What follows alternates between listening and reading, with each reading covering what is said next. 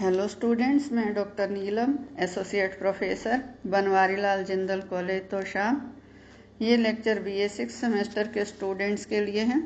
Students, आज हम British कार्यपालिका पर चर्चा करेंगे। जैसा कि हम पहले भी पढ़ चुके हैं कि लोकतंत्रीय संस्थाओं की स्थापना करने में ब्रिटेन ने काफ़ी महत्वपूर्ण भूमिका निभाई है और ब्रिटेन को संसदीय लोकतंत्र की जन्मभूमि माना गया है। वर्तमान लोकतंत्रीय युग में जहां पूरे विश्व में लगभग सभी देशों में लोकतंत्रीय शासन प्रणाली है, ब्रिटेन एक ऐसा देश है वहां लोकतंत्र के साथ साथ राजतंत्र भी विद्यमान है। और इंग्लैंड में मौजूद राजतंत्र को सीमित या संवैधानिक राजतंत्र कहा गया है।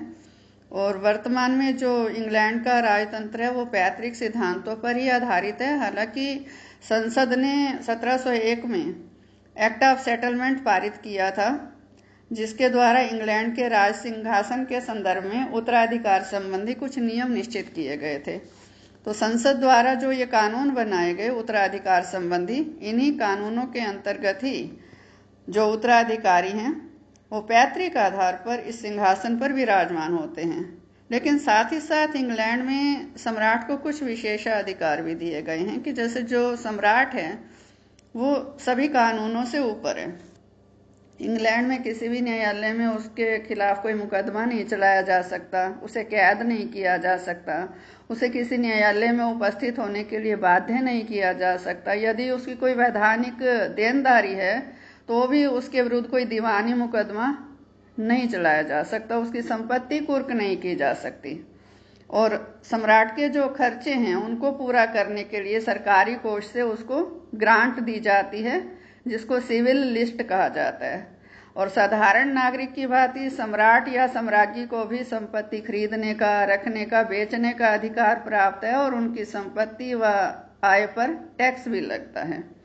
अब हम जानेंगे कि इंग्लैंड में सम्राट और ताज में क्या अंतर है, क्योंकि एक साधारण व्यक्ति की दृष्टि में सम्राट एक व्यक्ति है और जो शाही मुकुट वे अपने सिर पर धारण करता है उसे ताज कहा जाता है। परंतु इंग्लैंड की संवैधानिक प्रणाली में ताज का यह अर्थ नहीं है। वहां ताज का अर्थ है एक शक्तिशाली संस्था। इंग्लैंड के इतिहास में एक समय ऐसा भी था जब शासन की सभी शक्तियां सम्राट में केंद्रित होती थी, जिसे हम निरंकुश राजतंत्र कहते हैं। और व्यवहार में जो राजा हैं वो इन निरंकुश शक्तियों का प्रयोग करते थे, माने एक व्यक्ति की स्वेच्छाचारी शक्तियों का शासन था। वही विधान पालिका था, वही कार्यपालिका था, वही न्यायपालिका था। माने राजा ने जो कह दिया, उसके मुंह से जो निकला आदेश, वही कानून होता था और उन्हीं कानूनों को लागू किया जाता था। और यदि न्याय की बात आती है तो न्याय के लिए भी राजा ही काम करता था, न्यायाधीश भी सबसे बड़ा राजा ही था। तो ये जो निरंकुश राजतंत्र था ये काफी लंबे समय तक इंग्लैंड में प्रभावी रहा। उस समय सम्राट तथा ताज में कोई अंतर नहीं माना जाता था। लेकिन जब इंग्लैंड में जेम्स द्वितीय के विरुद्ध 1688 में क्रांति हुई, 1688 की क्रांति को शानदार क्रांति नाम दिया गया है, ग्लोरियस रिवॉल्यूशन, गोल्डन रिवॉल्यूशन इसे कहा गया है, क्योंकि एक ऐसी क्रांति थी जिसमें कोई खून खराबा नहीं हुआ था, कोई मारकाट नहीं हुई थी। तो ये अपने आप में विश्व में सबसे अनोखी क्रांति है, क्योंकि जेम्स द्वितीय के अत्याचारों के खिलाफ जनता ने क्रांति की थी। क्रांति शुरू होते ही जेम्स द्वितीय इंग्लैंड छोड़कर चला गया, तो क्रांति का जो पर्पज था वही समाप्त हो गया। तो उसके बाद से 1688 में जब क्रांति के बाद क्रांति शुरू होते जेम्स द्वितीय इंग्लैंड छोड़कर भाग गया था, तो जनता ने विलियम को राज सिंहासन पर बिठाया था। तो उस समय जनता ने सम्राट का पद तो बनाए रखा, लेकिन उसकी शक्तियों पर सीमाएं निश्चित कर दी। और तब से ही सम्राट तथा ताज में जो अंतर है वो वहां प्रतीत होने लगा। अब दूसरे शब्दों में हम जैसे जाने कि सम्राट क्या है, इस अंतर को समझने के लिए कि 1649 से लेकर 1660 तक ये ब्रिटिश इतिहास का एक ऐसा समय है जब इंग्लैंड के सिंहासन पर कोई भी पैतृक सम्राट विराजमान नहीं था। और इन 11 वर्षों के समय को छोड़कर इंग्लैंड के इतिहास में अन्य सभी युगों में कोई ना कोई व्यक्ति इंग्लैंड के राज सिंहासन पर विराजमान रहा है। वर्तमान में भी जॉर्ज षष्ठम की जो पुत्री है एलिजाबेथ द्वितीय, वो सम्राज्ञी है, इंग्लैंड के सिंहासन को सुशोभित कर रही है। और ऐसे में इससे क्या स्पष्ट होता है कि सम्राट एक सजीव प्राणी है जो प्रकृति के नियमों के अनुसार नाशवान है। तो ये ताज क्या है? ताज की व्याख्या अलग अलग विद्वानों ने अलग अलग तरीके से दी है। इसमें एक विद्वान हुए हैं प्रोफेसर फाइनर, उन्होंने कहा है कि सम्राट, मंत्री तथा संसद के राजनीतिक शक्ति के प्रभावशाली केंद्रों के ऊपर ताज एक विभूषणिक टोपी है। इसी तरह से एक विचारक हुए हैं मुनरो, उन्होंने ताज को एक कृत्रिम एवं वैधानिक व्यक्ति माना है। एक विचारक हुए हैं सर सिडनी लो, वो ये कहते हैं कि ताज एक सुविधाजनक क्रियात्मक परिकल्पना है। और एक विचारक हुए हैं मिस्टर आग, वो ये कहते हैं कि ताज एक ऐसा सूक्ष्म समूह है जिसमें सम्राट, मंत्री तथा विशेषकर कैबिनेट मंत्री और कुछ सीमा तक संसद भी शामिल है। ये एक ऐसी संस्था है जिसे वे सारी शक्तियां तथा धर्म अधिकार सौंप दिए जाने के कारण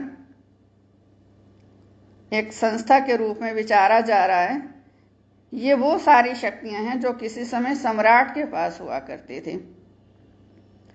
तो ऐसे में जो विचारक हैं उन्होंने जो अलग अलग शब्दों का प्रयोग किया है, इस सारे के आधार पर हम ये कह सकते हैं कि ताज एक संस्था है जिसमें सम्राट, मंत्रिमंडल और कुछ सीमा तक संसद भी शामिल है।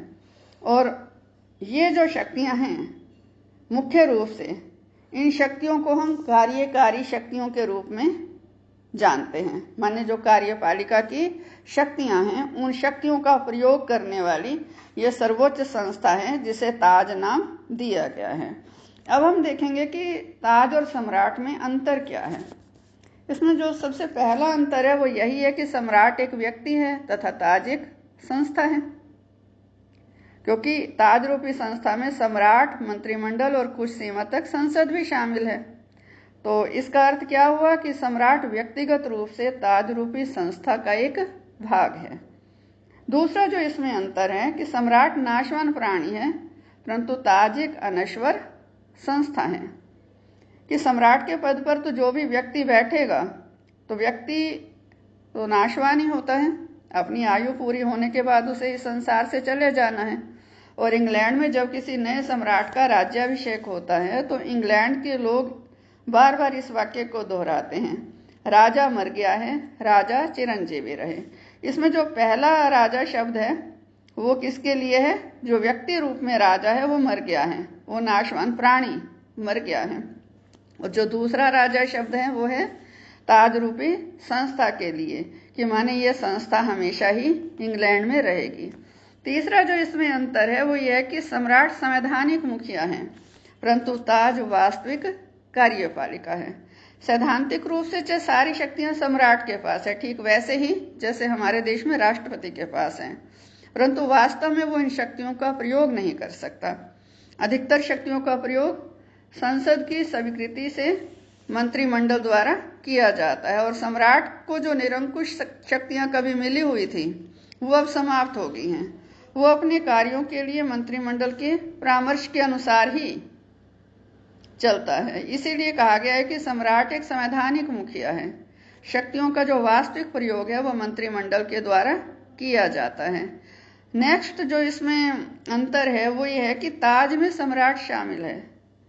जो सम्राट है वो ताज नामक संस्था का एक आवश्यक अंग है और सम्राट के बिना ये ताज रूपी संस्था भी अपने आप में अपूर्ण है, अधूरी है। नेक्स्ट है इसमें सम्राट मूर्त एवं ताज अमूर्त है। ये जो अंतर है इसका अर्थ यह है कि जो सम्राट है वो मूर्त है। मूर्त माने जिसको देखा जा सकता है, जो एक व्यक्ति है जिसे हम देख सकते हैं, जबकि ताज नाम की जो संस्था है वो एक अमूर्त विचार है जिसे देखा नहीं जा सकता, केवल समझा जा सकता है। इसके बाद हैं ताज की शक्तियाँ तथा कार्य। इन पर चर्चा हम कल करेंगे। धन्यवाद।